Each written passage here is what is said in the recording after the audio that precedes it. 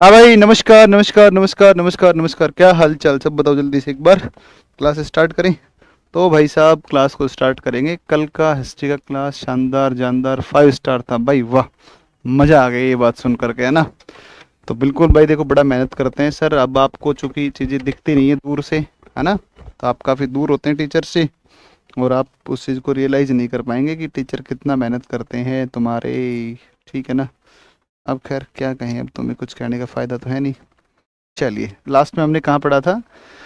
दामोदर, ये डायग्राम आपको दिखाया था और ये डायग्राम दिखा दिया था, और अब इस डायग्राम में आगे हम पढ़ेंगे। हाँ, कल जो ये वाई टी पे क्लास कराए थे उसका पीडीएफ। अच्छा, उसका वाई टी क्लास की थी तुमने कल? तभी तो इतने सारे बच्चे आए थे ना। यूट्यूब पर क्लास बहुत अच्छा था। थैंक यू भाई, thank you thank you thank you, है ना। ना ना सर, पूरा छोड़ छोड़ कर पढ़ाते हैं सर। अच्छा, बाऊ बहुत क्यूट बेबी है। तुम कहाँ कमेंट कर रहे हो, क्या क्या कमेंट कर रहे हो आज? हम लोग भी मेहनत कर रहे हैं सर, बिल्कुल बिल्कुल। आपसे उम्मीद है आप खूब मेहनत कर रहे होंगे। डेफिनेटली अब की बार अपन खूब अच्छा रिजल्ट निकालेंगे।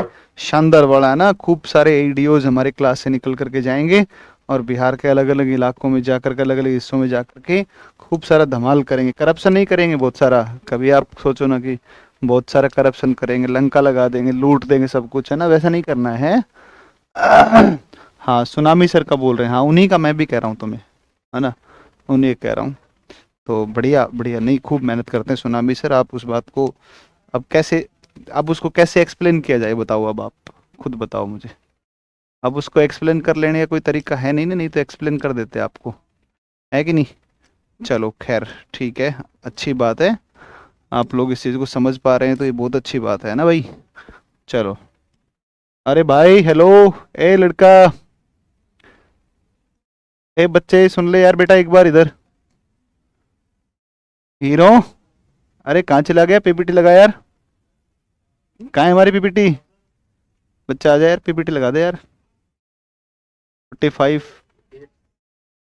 बच्चे देख एक बार, 45 नंबर। आगे देख, 45 होगी, उससे आगे देखना यार, मिल जाए तो। लगा, जल्दी लगा। 45।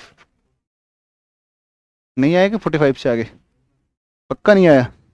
झूठ नहीं बोल रहे ना? लास्ट में दिखा मुझे 45, 44 दिखा, कितने? 45 लास्ट है पक्का? दिखा, इसमें दिखा मुझे कौन सी है। दिखा, ओपन करके दिखा इसको।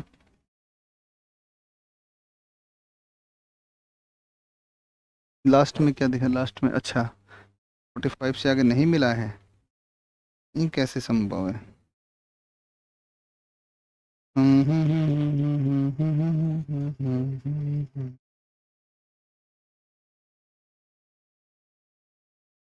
45 से आगे नहीं मिला।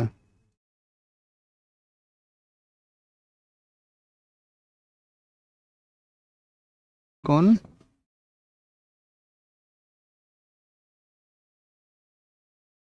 घर के लिए? अच्छा। ओहो, very good very good very good very good. मस्त। बहुत बढ़िया बहुत बढ़िया बहुत बढ़िया।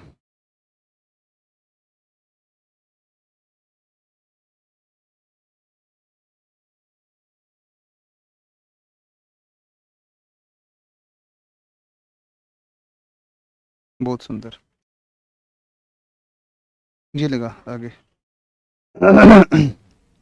और बताओ, बाकी सब बढ़िया हो तुम लोग, ए भाई? और बताओ, सब बढ़िया हो तुम लोग? सारी पार्टी बढ़िया है अपनी?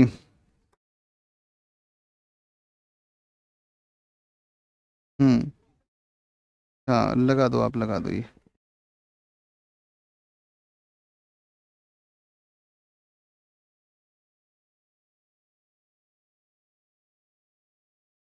हम्म,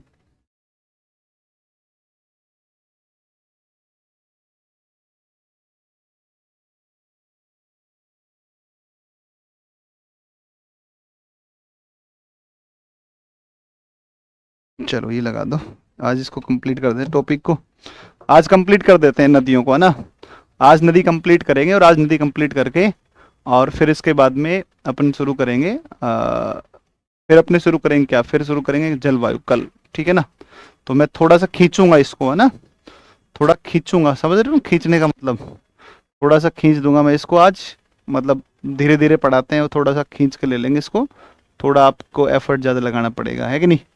तो हाँ, कोई बात नहीं, कोई बात रेस में, कोई बात नहीं, कोई बात नहीं, कोई बात नहीं, चलेगा चलेगा चलेगा चलेगा चलेगा। देखो एक बार ये मैंने बता दिया था आपको दामोदर। अब हम आते हैं इसके ऊपर, स्वर्ण रेखा पर आते हैं, स्वर्ण रेखा पर आते हैं मेरे भाई, स्वर्ण रेखा पर आते हैं। तो स्वर्ण रेखा पर आप एक बार आ जाओ, स्वर्ण रेखा के ऊपर आते हैं, ठीक है ना। स्वर्ण रेखा पर आते हैं और स्वर्ण रेखा के बारे में आप सुन लीजिए एक बार, ठीक है ना। स्वर्ण रेखा के बारे में आप सुन लीजिए कि स्वर्ण रेखा के बारे में क्या क्या जानकारियां हैं। देखो रांची के पठार से निकलती है स्वर्ण रेखा, रांची पठार से निकलती है, फिर ये इधर झारखंड में बहती है, फिर ये पश्चिम बंगाल में जाती है और उड़ीसा से बहती हुई गिरती है बे ऑफ बंगाल के अंदर, बे ऑफ बंगाल में गिरती है, बे ऑफ बंगाल में गिरती है, ठीक है। इसमें एक नदी आकर मिलती है नीचे उड़ीसा से, और इस नदी का जो नाम है, इसका नाम है खरकई नदी। देखो स्वर्ण रेखा और खरकई नदी, इन दोनों के संगम पर एक गांव हुआ करता था, इसका नाम था साकची। कौन सा गांव था? साकची गांव था, साकची गांव। और जहां पर साकची गांव था ना, साकची गांव था, वहां पर ही आज वर्तमान में बसा हुआ है कौन सा? जमशेदपुर, ठीक है। यहीं पर निकट में इसमें एक जलप्रपात आता है और इसका नाम है हुंड्रू। ये है हुंड्रू वाटरफॉल है, हुंड्रू वाटरफॉल है, हुंड्रू जलप्रपात है। तो इसके ऊपर एक जलप्रपात आएगा, इसका नाम है कौन सा? हुंड्रू जलप्रपात। तो हुंड्रू जो जलप्रपात है वो भी इसी नदी के ऊपर आपका स्थित है, हुंड्रू जलप्रपात इसके ऊपर आपका स्थित आएगा। तो झारखंड के रांची पठार से उद्गमित होती है, पश्चिम बंगाल उड़ीसा से बहती हुई बंगाल खाड़ी में गिरती है, जय मरुस्थल कहते हैं। मैंने बता दिया था ये तो सब, है ना, सब बता दिया था। 1907 में साकची गांव में जमशेदजी टाटा ने टिस्को की स्थापना करी थी और 1911 में उत्पादन शुरू किया। स्वर्णरेखा और खरकई नदियों के संगम पर साकची गांव पड़ता है। इसकी एक सहायक नदी है कांची, खरकई और करकरी, ये इसकी सहायक नदियों में है। एक का नाम है कौन सा? खरकई, एक का नाम है कांची और एक का नाम है कौन सा? एक का नाम है कौन सा? एक का नाम आपकी करकरी। और कांची नदी पर एक जलप्रपात पड़ता है, कांची पर जलप्रपात पड़ता है। और कांची पर स्थित जलप्रपात कौन सा है? तो कांची पर स्थित जलप्रपात है कौन सा? इसको बोलते हैं अपने दसम जलप्रपात, बोलते हैं दसम जलप्रपात, ठीक है ना, दसम वाटरफॉल है। अब देखो तुम्हारे एग्जाम का, परीक्षा का नेचर ही फैक्चुअल है ना। अब अगर यही तुम्हारा बैच होता, बीपीएससी का फाउंडेशन बैच होता, तो मैं आपको जो पढ़ाता वो थोड़ा सा चीज़ें बहुत अलग पढ़ा देता। आप कहते सर ये तो आपने वहाँ पढ़ाया ही नहीं, सर यहाँ तो बहुत अलग पढ़ा रहे हो, है कि नहीं है। तो अब depends on only on the nature of examination. तो ये सारी चीज़ डिपेंड करती है कि आप किस प्रकार का एग्जाम पढ़ रहे हैं। तो आप जैसे तैयारी कर रहे हैं, आपका जो पेपर होगा उसमें फैक्चुअली आएगा। अगर यही चीज़ अगर हम पढ़ रहे होते बीपीएससी फाउंडेशन में, तो इतना सब थोड़ी ना पढ़ते हम, वहाँ पर चीज़ें थोड़ी सी कम पढ़ते। ये कम पढ़ते हैं वहाँ पर अपवा तंत्र के प्रकार, प्रायद्वीपीय और हिमालयी नदियों में अंतर, पूर्वी घाट की नदियां, पश्चिमी घाट की नदियां, विशेषताएं, है ना। तो तमाम स्थल रूप कौन कौन से बनते हैं, तो वहाँ हमारा पढ़ने का बिल्कुल नेचर जो है ना वो बिल्कुल अलग हो जाता है, ठीक है ना, पढ़ने का सिस्टम बिल्कुल अलग होता। अब चूंकि यहाँ पर मुझे पता है क्वेश्चन यहीं से आएगा, है कि नहीं, तो यहाँ जो पढ़ने का सिस्टम है थोड़ा सा अलग है। ध्यान रखना इस बात को, कहीं पर आप देखो कि सर वहां तो सर ने वैसे लिखवाया था, आपने तो बताया ही नहीं। तो मैं तुम्हारे एग्जाम के हिसाब से पढ़ा रहा हूँ, है कि नहीं है, ना कि तुम्हें खुश करने के हिसाब से, है कि नहीं। तो बहुत सारे बेवकूफ़ हैं जो कुछ भी पढ़ा देते हैं। बीपीएससी में भर भर के 150 घंटा पढ़ाते हैं ज्योग्राफी को। 150 घंटा कितना होता है भाई साहब? 100 घंटा, 125 घंटा, 150 घंटा वर्ल्ड ज्योग्राफी कुछ भी पढ़ा रहे हैं। प्लेट टेक्टोनिक पढ़ा दी, क्यों पढ़ा रहे बावड़ा? सीधा बता ना, 7 प्लेट है बस, ये लो प्लेट सब ट्रूजो विल्सन ने दिया, हो गया बस। बीपीएससी उतना ही पूछेगा, इससे ऊपर पूछता ही नहीं, है कि नहीं है। तो ये है कि मैं आपके एग्जाम के हिसाब से पढ़ा दे रहा हूँ, ठीक है ना। वैतरणी एक नदी पड़ती है, वैतरणी उड़ीसा में। देखो उड़ीसा की गंगा कही जाती है, क्या कही जाती है? उड़ीसा की गंगा। तो वैतरणी जो नदी है ये आपकी वैतरणी नदी है, वैतरणी। और इसे बोलते हैं उड़ीसा की गंगा के रूप में बोलते हैं। गुप्त गंगा की पहाड़ियों से निकलती है, गुप्त गंगा की पहाड़ियों से, ठीक है ना, गुप्त गंगा की पहाड़ियों से निकलती है। उड़ीसा राज्य में गुप्त गंगा पहाड़ियों से निकलकर बंगाल की खाड़ी में गिरती है। इसे उड़ीसा की गंगा के रूप में इसको जाना जाता है। एक नदी और आती है, इसको बोलते हैं ब्राह्मणी। एक और आती है, इसको बोलते हैं कौन सी नदी? ब्राह्मणी बोलते हैं, ब्राह्मणी, ठीक है ना। ब्राह्मणी जो नदी है ना, ये शंख और कोयल दो नदियां निकलती है। एक तरफ से आती है शंख झारखंड में, और झारखंड से एक आती है कोयल। कोयल और शंख दोनों मिलती हैं और ब्राह्मणी कहलाती हैं, और वैतरणी के साथ अपना डेल्टा बनाते हुए और ये गिरती है जाकर बंगाल की खाड़ी में गिरती है, ठीक है ना। तो कोयल और शंख रांची के पठारी क्षेत्र में दो धाराओं शंख और दक्षिणी कोयल के रूप में उद्गमित होती है, तथा दोनों धाराएं आपस में मिलकर ब्राह्मणी कहलाती है। दोनों मिलकर क्या कहलाती है? ब्राह्मणी कहलाती है। तथा वैतरणी के साथ डेल्टा बनाते हुए बंगाल खाड़ी में गिरती है। देखो इसका जो बहुत इंपॉर्टेंट प्रश्न है ना, वो एक तो महानदी का है, और एक इसका बहुत इंपॉर्टेंट है कि आपका पारादीप जो बंदरगाह है वो महानदी के मुहाने पर है। और जो धमरा पोर्ट है, धमरा धमरा जो बंदरगाह है, ये धमरा पोर्ट किसके मुहाने पर है? तो ये आपके ब्राह्मणी नदी के मुहाने पर आएगा। कौन सा? धमरा पोर्ट आएगा, धमरा पोर्ट आएगा, ठीक है ना, ये धमरा पोर्ट आ जाएगा, ठीक है। फिर आप देखोगे तो ब्राह्मणी नदी का जो डेल्टा है, ये ब्राह्मणी नदी का डेल्टा है, यहाँ पर रिडले टर्टल कछुए की प्रजाति पाई जाती है। रिडले टर्टल कछुए की प्रजाति मिलती है, रिडले टर्टल कछुआ, जिसके लिए गहीर माथा, उड़ीसा का कौन सा है? गहीर माथा, उड़ीसा का गहीर माथा राष्ट्रीय उद्यान जिसके लिए फेमस है। उड़ीसा का गहीर माथा जो आपका, उड़ीसा का गहीर माथा जो आपका आएगा, ये उड़ीसा का गहीर माथा राष्ट्रीय उद्यान इसके लिए क्या है? फेमस है, ठीक है ना। तो उड़ीसा का गहीर माथा आपका फेमस आएगा इसके लिए, रिडले टर्टल कछुए की एक प्रजाति के लिए, रिडले टर्टल कछुए की एक प्रजाति के लिए, रिडले टर्टल कछुए की प्रजाति के लिए गहीर माथा फेमस आएगा, ठीक है ना, गहीर माथा फेमस आएगा, गहीर माथा फेमस आएगा, ठीक है ना, गहीर माथा फेमस आता है। तो रिडले टर्टल कछुए की प्रजाति के लिए गहीर माथा, और इसके मुहाने पर एक पोर्ट पड़ता है, इसको बोलते हैं धमरा पोर्ट बोलते हैं, ठीक है ना, धमरा पोर्ट बोलते हैं। इसके अलावा एक नदी आती है रसीकुलिया, रसीकुलिया ना, तो उड़ीसा में दारिंगबाड़ी की पहाड़ियों से निकलती है और ये गिरती है बंगाल की खाड़ी में। ज्यादा याद नहीं करना है, रसीकुलिया ध्यान रखना, उड़ीसा से निकलती है, आंध्र प्रदेश से बहती हुई गिरती है, और ये गिरती है कहाँ पर? ये गिरती है कहाँ पर? रसीकुलिया, तो ये गिरती है आपकी बंगाल की खाड़ी के अंदर। देखो रसीकुलिया को मैप में आप देखोगे तो रसीकुलिया जो है आपकी, सॉरी आंध्रा बोल रहा हूँ मैं, अरे यार सॉरी गलती नाम, आंध्र प्रदेश में तो वंशधारा जाती है, वंशधारा ना, तो ये आपकी दारिंगबाड़ी की पहाड़ियों से निकलती है रसीकुलिया और गिरती है बंगाल की खाड़ी के अंदर गिरती है। एक नदी और आती है वंशधारा, एक नदी और कौन सी आती है? वंशधारा नदी आती है, वंशधारा, ठीक है ना, वंशधारा। अब सुनो एक बात और ध्यान दो, मड्डू वालासला परियोजना आंध्र प्रदेश राज्य की एक सिंचाई परियोजना है जिसका विस्तार कर वंशधारा और नागावली नदी को आपस में जोड़ा जाएगा। देखो मड्डू वालासला है ना, मड्डू वालासा, तो मड्डू वालासा एक परियोजना है, मड्डू वालासा, तो मड्डू वालासा एक परियोजना है, मड्डू वालासा है ना, मड्डू वालासा प्रोजेक्ट है, मड्डू वालासा प्रोजेक्ट है। और मड्डू वालासा जो प्रोजेक्ट है ना, ये आपका, इसमें क्या किया जाएगा?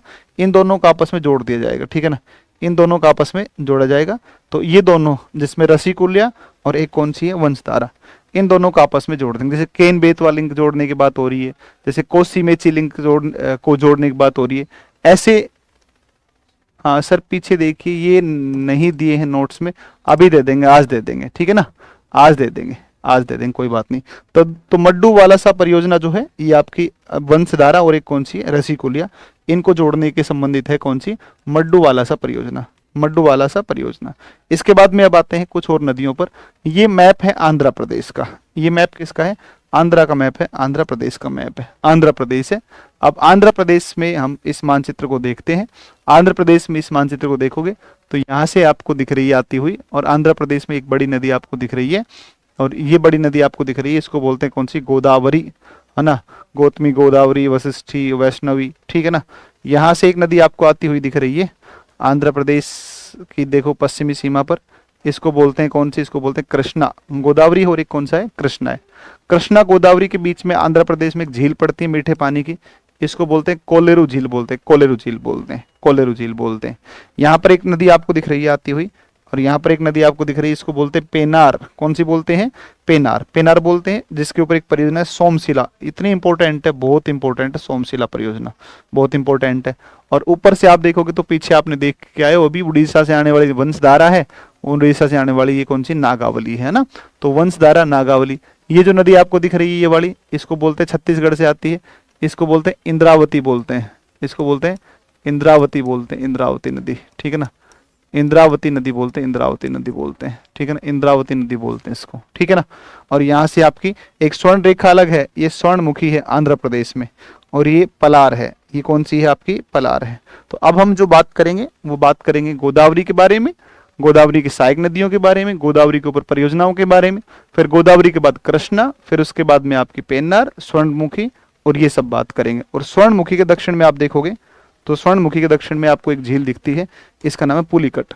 कौन झील है? पुलिकट, ठीक है ना। तो ये पुलिकट झील आपकी पड़ेगी। तो अपन एक एक करके एक बार आते हैं। सबसे पहले आते हैं गोदावरी नदी पर आते हैं। गोदावरी, देखो गोदावरी की जब बात करते हैं, गोदावरी नदी की बात करते हैं, तो गोदावरी की बात करोगे ना तो सुनो भाई ध्यान दो, गोदावरी और गोदावरी और कावेरी, ठीक है ना। देखो गोदावरी और एक कौन सी है? कावेरी। एक गोदावरी है और एक नदी कौन सी है? कावेरी। एक गोदावरी है और एक नदी कौन सी? कावेरी। सुनिएगा एक बार ध्यान से, अगर मैं इन गोदावरी और कावेरी नदियों की बात करता हूं गोदावरी और कावेरी की बात करता हूं तो गोदावरी कहते हैं, गोदावरी को बोलते हैं, और इसको बोलते हैं क्या, इसको बोलते हैं दक्षिणी गंगा बोलते हैं, इसको बोलते हैं दक्षिणी गंगा। और कावेरी है ना, इसको बोलते हैं दक्षिण भारत की गंगा, दक्षिण भारत की गंगा बोलते हैं, दक्षिण भारत की गंगा बोलते हैं। गोदावरी और कृष्णा के दो अलग अलग नाम हैं, एक को गोदावरी को बोलते हैं दक्षिणी गंगा, देखो जिसका नाम बड़ा, गोदावरी, गोदावरी 4 अक्षर वाला नाम, बड़ा नाम, उसकी संज्ञा छोटी है दक्षिण गंगा, छोटा नाम कावेरी, कावेरी नाम छोटा, उसकी संज्ञा क्या है, बड़ी, दक्षिण भारत की गंगा, तो बड़ा नाम छोटी संज्ञा, छोटा नाम बड़ी संज्ञा, ठीक है ना। तो गोदावरी क्या कहलाती है, गोदावरी कहलाती है दक्षिणी गंगा, और दक्षिणी गंगा, और जो कावेरी है इसको कहते हैं दक्षिण भारत की गंगा, दक्षिण भारत की गंगा। और मैंने कृष्णा के बारे में बताया था ना, कृष्णा नाम की महिला जो है दूध लेने जाती है आड़ोस पड़ोस में और पंचायत जाकर करती है, तो पंचगंगा दूध गंगा किसकी सहायक है, कृष्णा की सहायक है, कृष्णा की सहायक दूध गंगा और पंचगंगा, ठीक है ना, वो ध्यान रखना। तो गोदावरी जो है ये दक्षिण भारत की सबसे लंबी नदी है ना, सबसे बड़ी नदी है दक्षिण भारत की, इसलिए इसको दक्षिणी गंगा या फिर इसको हम जो है बूढ़ी गंगा या व्रत गंगा के नाम से भी जानते हैं, व्रत गंगा के नाम से जानते हैं। प्रायद्वीप भारत की सबसे लंबी नदी है, सबसे लंबी नदी है प्रायद्वीप भारत की, तथा यह भारत की सबसे लंबी नदी है जिसका उद्गम और मुहाना दोनों भारत में है। देखो भारत की सबसे लंबी नदी गंगा है, लेकिन गंगा की अगर बात करते हैं तो गंगा का उद्गम जो है ना वो भारत में है, लेकिन गंगा का जो है वो मुहाना जो है वो भारत में नहीं है। गंगा का मुहाना कहाँ पर है, गंगा का मुहाना बंगाल के अंदर है, इसलिए गंगा जो है वो गंगा आपकी सबसे लंबी नदी भारत की आएगी, लेकिन उद्गम और मुहाना दोनों अलग अलग है, उद्गम भारत, मुहाना बांग्लादेश। लेकिन गोदावरी की जब बात करोगे तो गोदावरी नदी का उद्गम भी भारत में है, और गोदावरी नदी का जो मुहाना है वो मुहाना भी आपका कहाँ पर पड़ता है, मुहाना भी भारत में है। इसलिए ऐसी सबसे लंबी जिसका उद्गम और मुहाना दोनों भारत में हो वह कौन सी है आपकी, ये आपकी गोदावरी। गोदावरी की लंबाई 1465 किलोमीटर है ना, तो 1465 किलोमीटर है, ठीक है ना। रेशमा बार बार मैप देखो और पढ़ो, याद हो जाएगा, हाँ सही बात है, कोई ट्रिक नहीं है, करत करत अभ्यास से जड़मति होत सुजान, रसरी यावत जाते सिल पर परत निशान, ठीक है ना। तो बार बार जब चीजों का अभ्यास करने से एक मूर्ख व्यक्ति भी सुजान या विद्वान हो सकता है ना। तो ये है कि आप लोग प्रैक्टिस करेंगे तो आप भी जो है चीज़ों को ठीक से याद कर पाएंगे, ठीक है ना। तो ये आपकी बात है। अब सुनो आप, गोदावरी का जो बेसिन है, ये गोदावरी का बेसिन 3,12,812 वर्ग किलोमीटर पर, 312,812, 312,812 गोदावरी का बेसिन याद कर लेना, 312,812, 312,812, 312,812 स्क्वायर किलोमीटर है, 312,812 स्क्वायर किलोमीटर है, जो संपूर्ण भारत के कुल भौगोलिक क्षेत्रफल का लगभग 1/10वां भाग है। इसका जो जल ग्रहण है, इसके जल ग्रहण का 49% लगभग आधा किसमें है, महाराष्ट्र में है। 49% कहाँ पर है, महाराष्ट्र के अंदर है।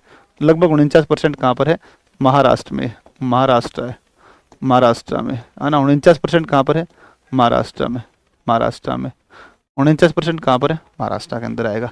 20% एमपी छत्तीसगढ़ में, 20% एमपी छत्तीसगढ़, और शेष जो बच गया, शेष बच गया आपका 31% के आसपास, वो आपका बचता है कहाँ पर, वो बचता है आपका, जो बच गया आपका तेलंगाना का क्षेत्र बच गया या फिर आंध्र प्रदेश बच गया, बाकी उसमें पड़ेगा। तो 1465 किलोमीटर लंबाई है। देखो महाराष्ट्र से निकलती है, महाराष्ट्र से निकल करके और ये तेलंगाना जाती है, तेलंगाना के बाद में आंध्र प्रदेश, महाराष्ट्र तेलंगाना आंध्र प्रदेश, और ये बहती हुई गिरती बंगाल की खाड़ी में, है ना। अब देखो इसका अपवाह तंत्र, आप देखो इस डायग्राम को आप थोड़ा सा समझने का प्रयास करो मेरे भाई, थोड़ा सा समझने का प्रयास करो। ये डायग्राम आप देखो एक बार, इस डायग्राम को आप देखो, इस डायग्राम को देख करके और कुछ समझने की कोशिश करो। एक बार इसको देखो आराम से, तसल्ली से, इसको तसल्ली से देखो, है ना। हाँ, इसको तसल्ली से देखो आप, इसको तसल्ली से देखो।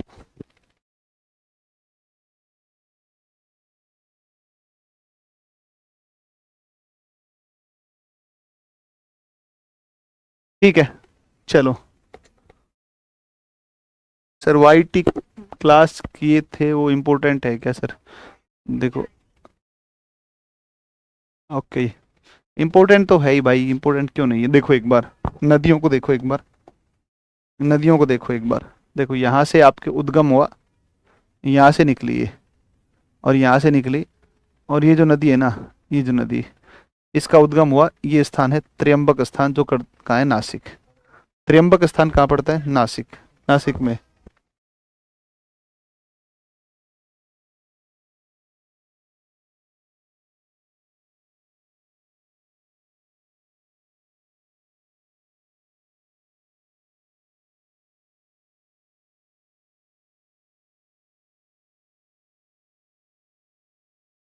अब देखो, उद्गम इसका जो होता है ना, वो उद्गम होता है कहाँ से, तो उद्गम होता है ओरिजिन त्र्यंबक स्थान से होता है, नासिक महाराष्ट्र के अंदर है ना।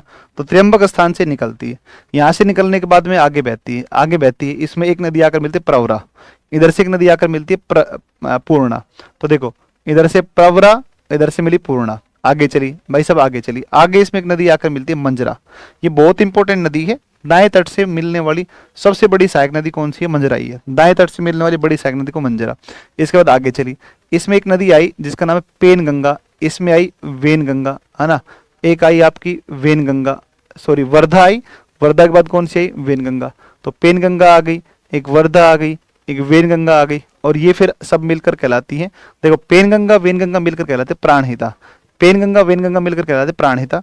और प्राणहिता गोदावरी से मिली, तेलंगाना में स्थान पड़ता है कालेश्वरम। और यहाँ पर एक परियोजना है कालेश्वरम लिफ्ट सिंचाई परियोजना। वापिस सुनो मैंने क्या कहा। गोदावरी निकली यहाँ से, गोदावरी जब यहाँ से निकली तो इसमें मिली प्रवरा, गोदावरी मिली जिसका नाम पूर्णा, प्रवरा पूर्णा मिली, आगे चली, इसमें मिली एक नदी जिसका नाम है मंजरा, इसका नाम कौन सी है, मंजरा, इसका नाम है कौन सी, मंजरा। आगे चली, आगे इसमें एक नदी आई इधर से पेनगंगा, इधर से आई वेनगंगा, एक आई इसमें वर्धा, पेनगंगा वेनगंगा दोनों मिलकर के, और ये कहलाती है प्राणहिता।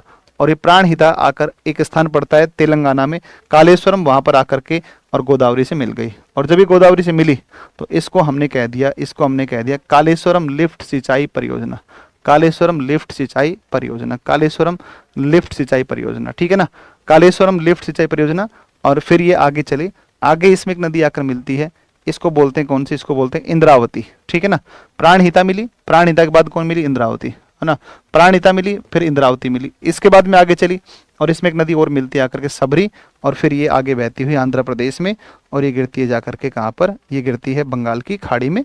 जब ये बंगाल की खाड़ी में गिरती है तो धवलेश्वरम नामक स्थान से तीन धाराओं में बट जाती है। एक धारा वशिष्ठी गोदावरी, एक धारा वैष्णवी गोदावरी, और एक धारा गौतमी गोदावरी। तो वशिष्ठी गोदावरी, वैष्णवी गोदावरी और गौतमी गोदावरी, ये तीन धाराएं आपकी गिरती हैं, और तीनों धाराएं गिरती है बंगाल की खाड़ी के अंदर। तो तीन धाराओं में बट जाती है धवलेश्वरम में, एक वशिष्ठी वैष्णवी और गौतमी, वशिष्ठी वैष्णवी और गौतमी, है ना। तो वशिष्ठी वैष्णवी और एक कौन सी, गौतमी, ठीक है ना। खुशबू कह रही है सेल्फ स्टडी ज्यादा अच्छा रहता है प्रीति। हाँ, तो सेल्फ स्टडी कर लो, इसको पढ़ाई करो एक बार कंप्लीट करके इसको, और फिर सेल्फ स्टडी करो, बहुत सही तरीका है ना। लेकिन ये है कि कंटेंट तो इकट्ठा कर लो पहले, एक बार एक कंटेंट पूरा एक बार इकट्ठा हो जाएगा, फिर उसके बाद में सेल्फ स्टडी करते रहना, बस ये लो, बहुत बढ़िया तरीका है सेल्फ स्टडी। सेल्फ स्टडी के जैसा तो कुछ है ही नहीं, है भाई। हाँ, चलिए आगे चलें, अगली बात पर चलें, नेक्स्ट। नेक्स्ट चलते हैं, नेक्स्ट, नेक्स्ट चलते हैं अपने। अब देखो आप, तो ये हो गया आपका, ये हो गया आपका कुल मिलाकर के गोदावरी का तंत्र। अब इनके बारे में क्या क्या खास बातें हैं, तो सुनिए जरा एक बार, सुनिएगा एक बार।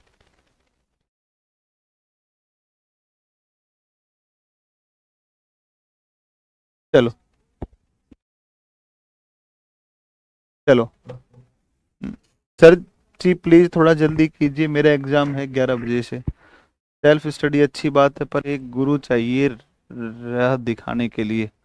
अच्छा जी, क्या क्या बातें कर रहे हो तुम लोग यार, बातें मत करो भाई, बातें नहीं करो यार, पढ़ाई करो, पढ़ाई पढ़ाई पढ़ाई पढ़ाई पढ़ाई।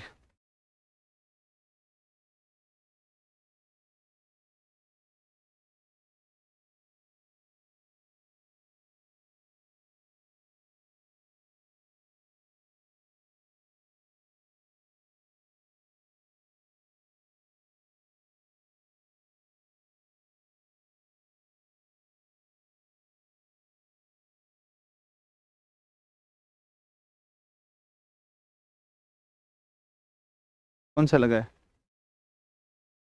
अभी कौन सा लगा है इसमें, कैंसिल कर दूं, लगा दे 45, कर दे यार। ये क्या हो रहा है,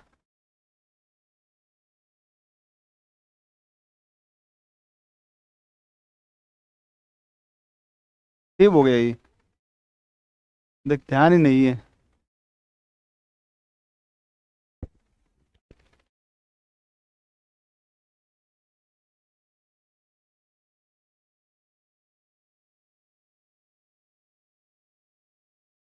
क्या कर रहे हो तुम, पता नहीं यार, ये क्या खोल दिया ये।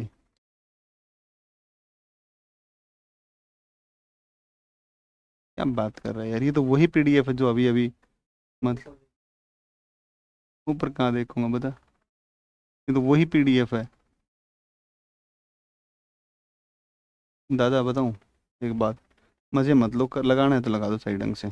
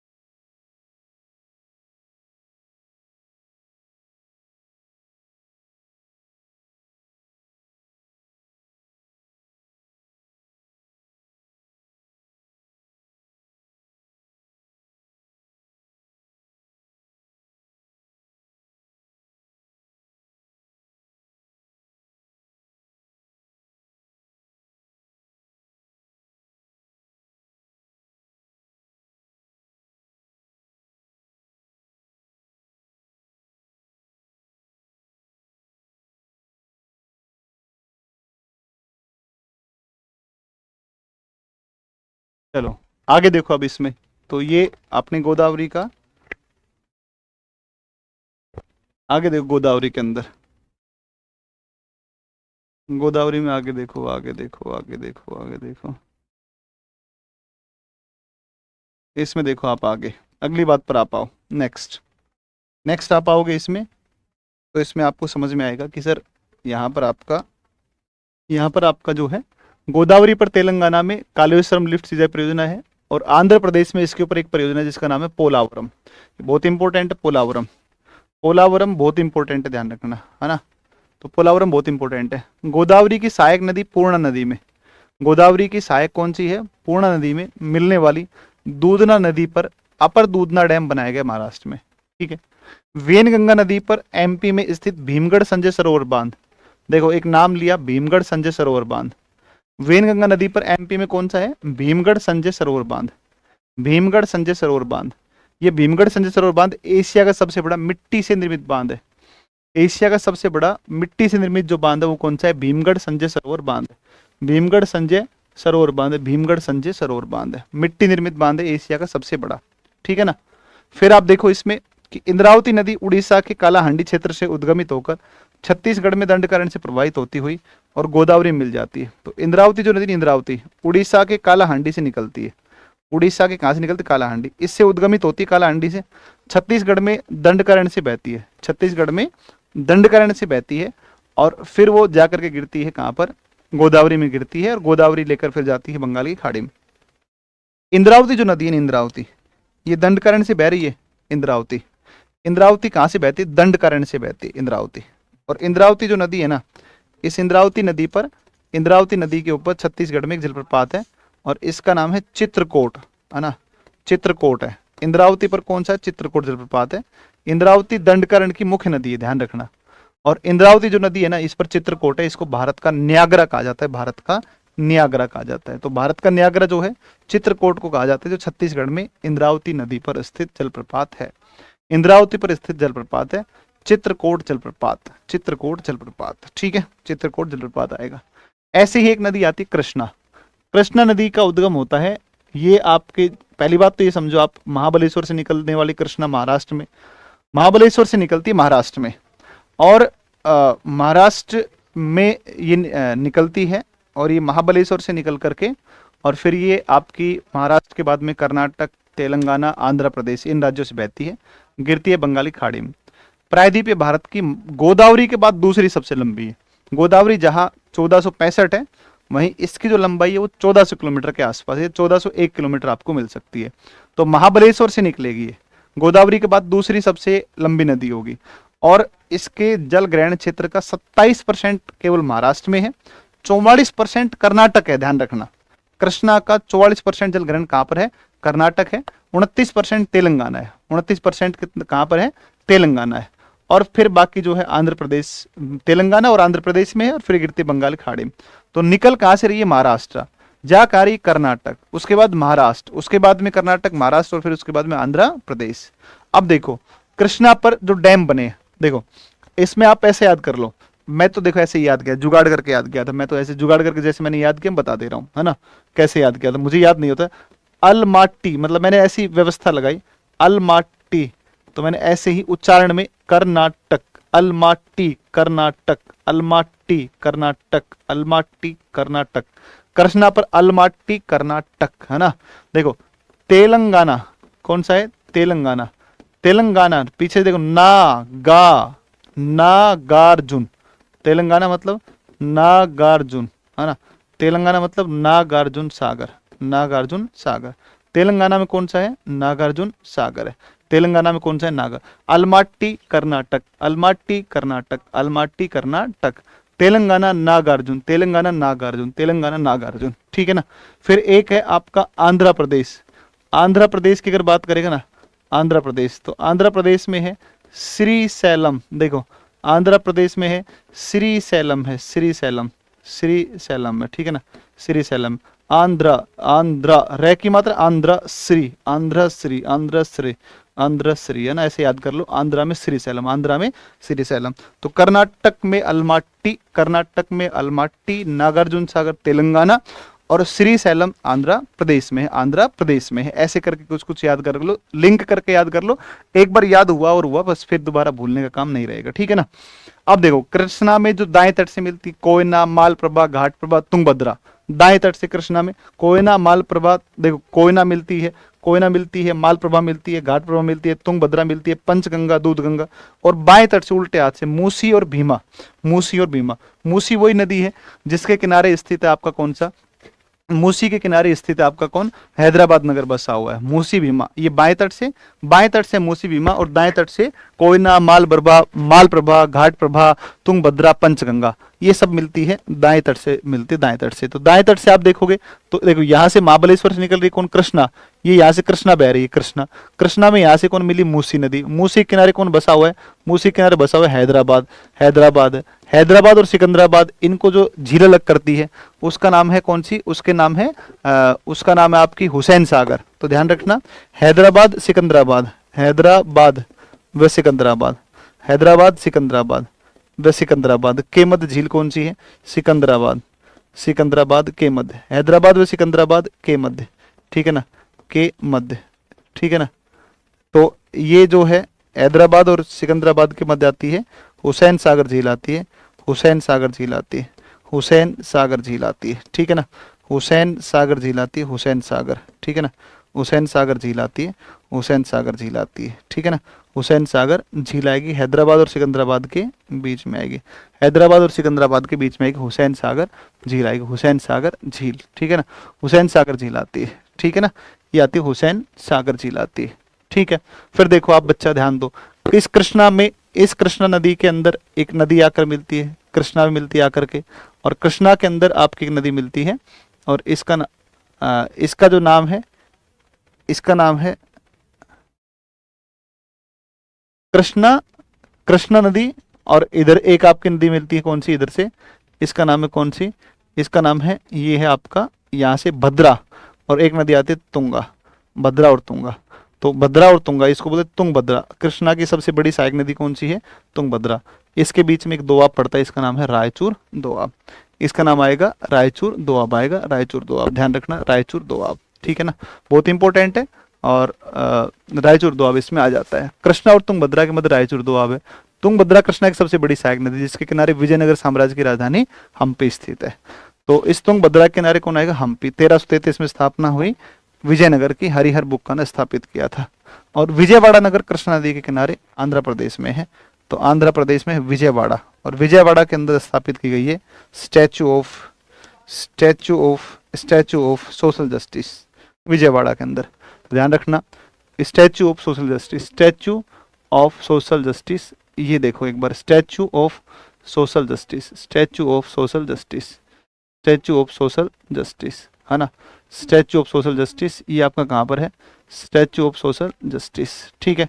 19 जनवरी 2024 को अनावरण किया गया था statue of social justice, doctor Bhimrao Ambedkar साहब की क्या है इसमें प्रतिमा लगी। मूर्तिकार वही मूर्तिकार थे जिन्होंने बनाया था, वही मूर्तिकार हैं जिन्होंने बनाया था आपका किसका डिजाइन, तो स्टैच्यू ऑफ यूनिटी का बनाया था। तो डॉक्टर भीमराव अंबेडकर की ये है मूर्ति है। और देखो इस पेडेस्टल जो है इसको नीचे जिसके ऊपर है ये, इसको पेडेस्टल बोलते हैं। पेडेस्टल 81 मीटर है और मूर्ति कुल 125 है, तो 206 मीटर 206 फीट 206 फीट है ना, 206 फीट ऊंची है। विजयवाड़ा के अंदर स्थापित किया गया है, ठीक है ना, विजयवाड़ा में इसको स्थापित किया गया है, ठीक है। नेक्स्ट,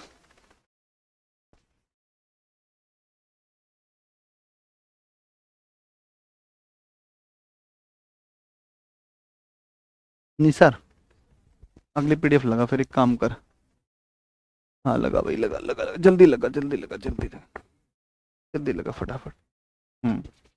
लगा, लास्ट है ये।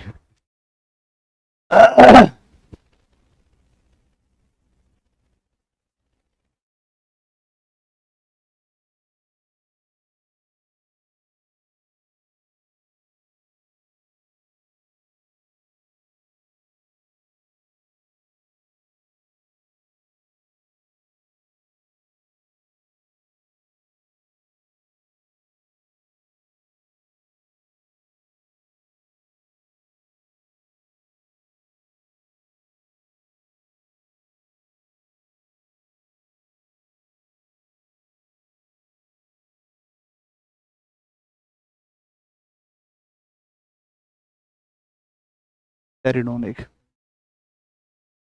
खुल जाएगी, मिल जाएगी, देख लेना एक बार, हाँ मिल जाए तो ले आना, नहीं तो फिर नीचे रखी होगी ऑफिस के अंदर, उनसे मांग लेना, एक सिर दर्द के लिए दवाई दे दो।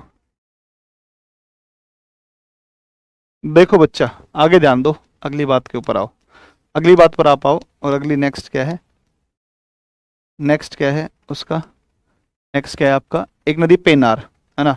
ये वाला क्वेश्चन बहुत फेमस है, गांडी कोटा, गांडी कोटा है, गांडी कोटा, ये बहुत पॉपुलर क्वेश्चन है भाई, इतना क्वेश्चन है, इतना इंपॉर्टेंट क्वेश्चन है बच्चा, ये एक्चुअल में ना बहुत इंपॉर्टेंट प्रश्न है।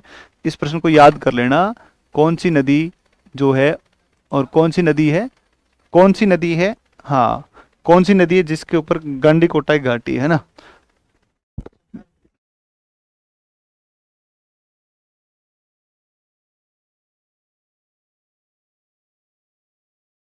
कुछ तो खाना पड़ेगा ना, तब ना ली जाएगी दवा। पेनार, देखो पेनार भाई, सुनो तुम लोग ध्यान दो, पेनार नदी, पेनार पर आ पाओ, पेनार नदी पर चलते हैं और पेनार नदी की बात करते हैं। और पेनार नदी के ऊपर आप देखोगे तो कर्नाटक में नंदी पहाड़ियां पड़ती हैं। कर्नाटक में कौन पहाड़ियां है, नंदी, नंदी पहाड़ियां कर्नाटक में। और पेनार नदी वहां से निकलती है, इसके ऊपर आंध्र प्रदेश से बहती है, कर्नाटक से निकलती है, आंध्र प्रदेश से बहती है और नंदी पहाड़ियों से निकलती है, फिर गिरती है जाकर कहां पर, ये गिरती है आपकी, कहां जाकर गिरती है, कहाँ, हाँ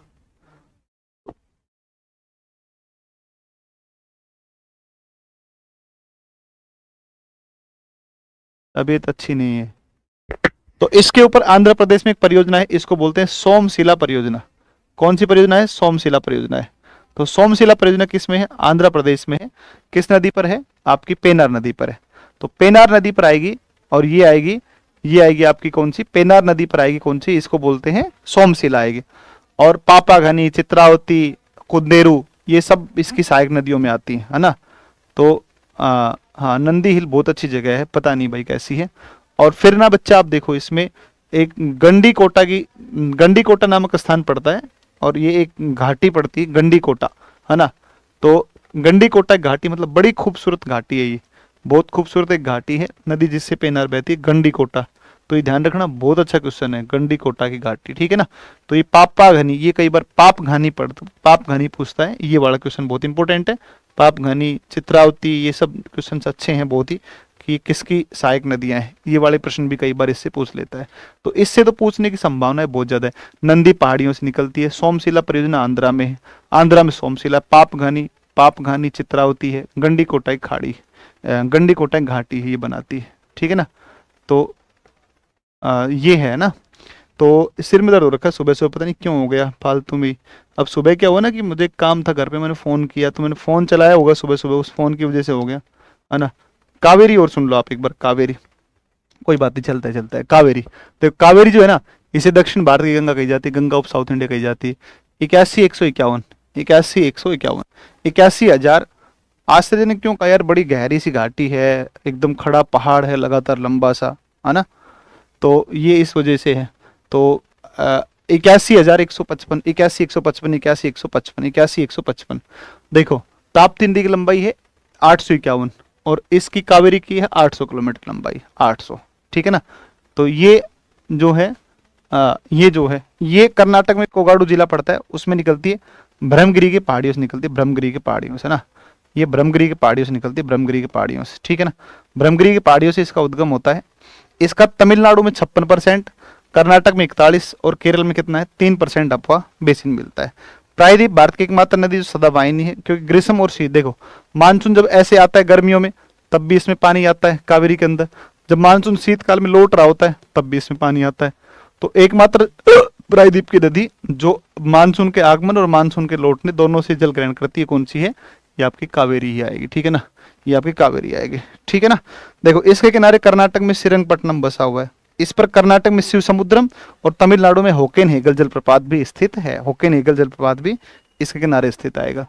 तमिलनाडु में एक पड़ता है तिरुचिरापल्ली में, चोल शासक करिकालन ने 1,100 से लेकर के 100 BC से 100 AD के बीच में एक ग्रैंड एनीकट का निर्माण करवाया था, एक बांध बनवाया था करिकालन ने। देखो यहाँ पर पड़ता है आपका ग्रैंड एनीकट पड़ता है, यहाँ पर ग्रैंड एनीकट। एक शासक थे चोल शासक, इनका नाम था करिकालन। इन्होंने आज से लगभग 2000 साल पहले इसके ऊपर एक डैम बनवा दिया था, जिसको बोलते हैं ग्रैंड एनीकट बोलते हैं, ग्रैंड एनीकट बोलते हैं। 2000 साल पहले कावेरी पर डैम बनवाया ग्रैंड एनीकट के नाम से। इसके ऊपर मैटूर बांध बना हुआ है, इसके ऊपर आप मैटूर बांध देखोगे तो मैटूर बांध आपको देखने को मिलेगा। और एक इसके ऊपर जो है आपका कृष्णराज सागर कर्नाटक के अंदर स्थित आएगा, कृष्णराज सागर आएगा, ठीक है ना। और ये जो ग्रैंड एनीकट है इसको कल्लनई डैम के नाम से भी जानते हैं, कल्लनई डैम के नाम से भी जानते हैं ना, कल्लनई बांध के नाम से भी इसको जाना जाता है, कल्लनई बांध भी कहा जाता है। तो इसको क्या कहते हैं, कल्लनई बांध भी इसको बोलते हैं, कल्लनई बांध कहते हैं। यहाँ से आपकी नदियाँ जैसे हेमावती आती है, हारंगी आती है, काबिनी आती है ना, और भी नदियाँ जैसे सिमसा आती है, जैसे भवानी आती है, अमरावती आती है, ये तमाम इसकी जो है सहायक नदियाँ हैं। इसी के निकट, नदी के निकट सलेम भी आपका स्थित आएगा, ठीक है ना। और इस कावेरी के डेल्टा के अंदर आपका कराईकल पुदुचेरी का है और इस डेल्टा के उत्तर की तरफ कौन सा है, खुद पुदुचेरी बसा हुआ है। तो ये कुछ बातें हैं इसके बारे में। अंतिम जो नदी है इसको बोलते हैं ताम्रपर्णी, केरल में अगस्तमलई की पहाड़ियों से निकलती है। और पोरुनई नदी भी इसको कहते हैं। भारत की दक्षिण नदी कौन सी है, ताम्रपर्णी नदी। पोरुनई नदी के नाम से भी इसको जानते हैं, पोरुनई भी कहा जाता है। अगस्तमलई की पहाड़ियों से निकलती है, अगस्त्यमलई की पहाड़ियों से इसका उद्गम होता है, ठीक है ना। चलिए भाई, थैंक यू सो मच। नदियाँ कंप्लीट हो गई, मैंने कहा थोड़ा सा खींचूंगा, मैंने थोड़ा सा खींच दिया है, ठीक है ना। तो मैंने सही में खींच दिया है थोड़ा सा। अब खींचने का मतलब ये है कि थोड़ा तुम्हें एफर्ट ज़्यादा लगाना पड़ेगा, जनरली तुम्हें एफर्ट कम लगाना पड़ता है, अब थोड़ा सा एफर्ट ज़्यादा लग जाएगा तुम्हारा, सिर्फ इतना ही होगा, ठीक है ना। चलिए, थैंक यू सो मच। फिर इसको आगे करते हैं, कल पढ़ेंगे, फिर जलवायु, नया टॉपिक स्टार्ट करेंगे जलवायु, ठीक है। Thank you.